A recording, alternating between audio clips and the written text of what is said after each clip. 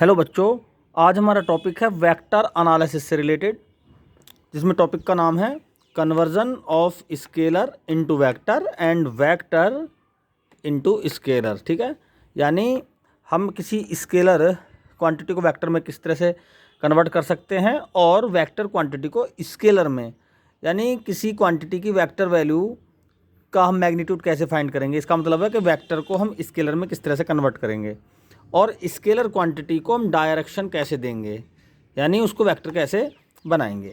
तो इस वीडियो में इस पॉइंट पर डिस्कस करेंगे।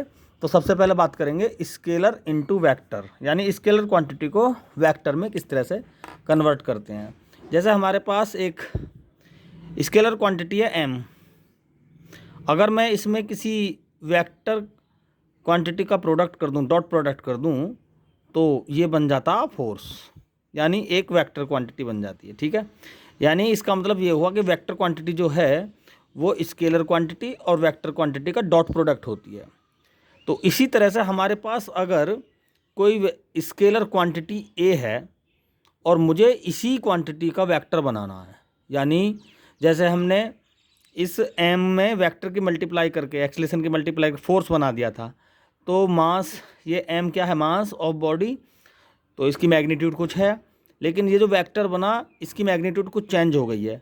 लेकिन हमारे पास एक वेक्टर स्केलर क्वांटिटी है ए, हमें इसका वेक्टर बनाना है और ऐसा वेक्टर बनाना है कि इसकी मैग्नीट्यूड भी चेंज ना हो। तो इसको वेक्टर बनाने के लिए इसमें हमें एक वेक्टर का प्रोडक्ट तो करना ही होगा, लेकिन हमें ऐसे वेक्टर का प्रोडक्ट करना होगा जिससे इसकी मैग्नीट्यूड पर कोई फ़र्क ना पड़े।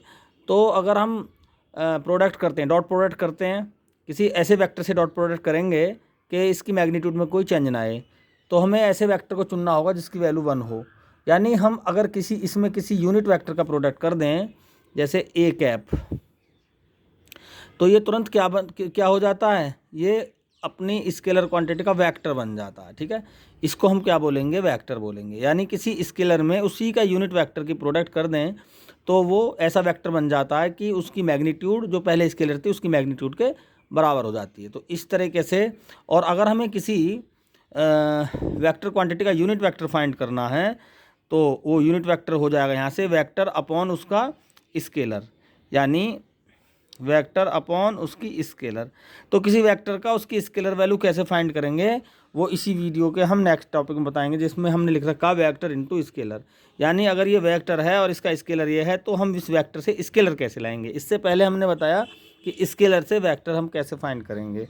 तो अगर हमारे पास कोई वेक्टर क्वांटिटी है, जैसे ए क्या है, ये एक वेक्टर क्वांटिटी, और इसकी वैल्यू हमें पता है ए इंटू ए कैप है। ठीक है, तो यहाँ पर क्या होगा, हमें ये भी मालूम होना चाहिए कि जो अगर फोर्स एक वेक्टर क्वांटिटी है, देखो अगर दो वेक्टर क्वांटिटी डॉट प्रोडक्ट में होती हैं तो वो क्या देती हैं, वो एक स्केलर क्वांटिटी देती हैं। जैसे फोर्स और डिस्प्लेसमेंट दोनों कैसी वेक्टर क्वांटिटी हैं, दोनों वेक्टर क्वांटिटी हैं, लेकिन इनका डॉट प्रोडक्ट क्या होता है, एक स्केलर होता है। ऐसे ही अगर हमें चूँकि इसे स्केलर में चेंज करना है, तो अगर हम ए वेक्टर डॉट ए एक बार और कर दें तो क्या होगा, ये ए डॉट ए क्या दे देगा, एक स्केलर देगा। तो वो कैसे करें, अगर हम इसका स्क्वायर कर दें।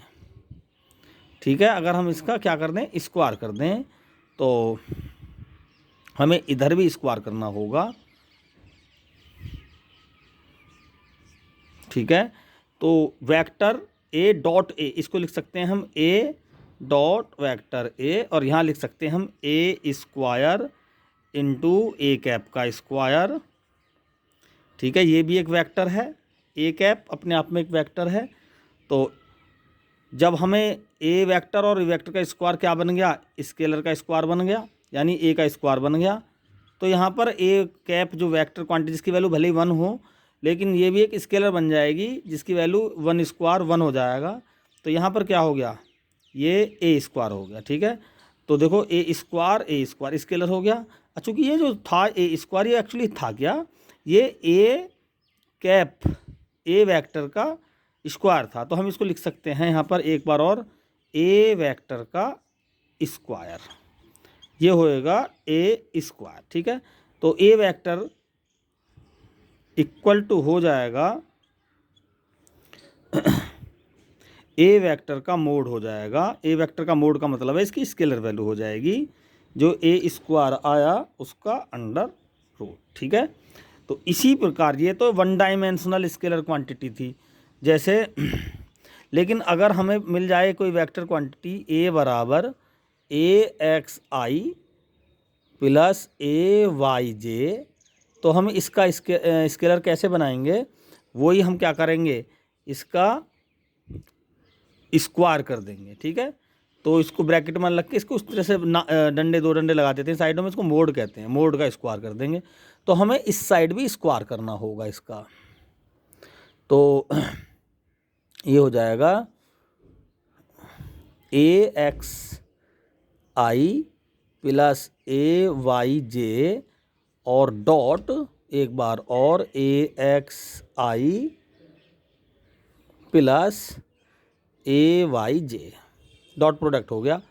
तो कैसे करेंगे इसको, ए एक्स आई इंटू ए एक्स आई, ये हो गया आपका ए एक्स स्क्वायर, क्योंकि आई डॉट आई क्या हो जाएगा 1, और यहाँ पर ए एक्स आई और A X Y J, I dot J होता है 0, तो ये टर्म खत्म हो जाएगी। तो ए वाई जे इंटू ए एक्स आई, तो जे इन डॉट आई भी 0 होता है, तो ये टर्म भी खत्म हो जाएगी।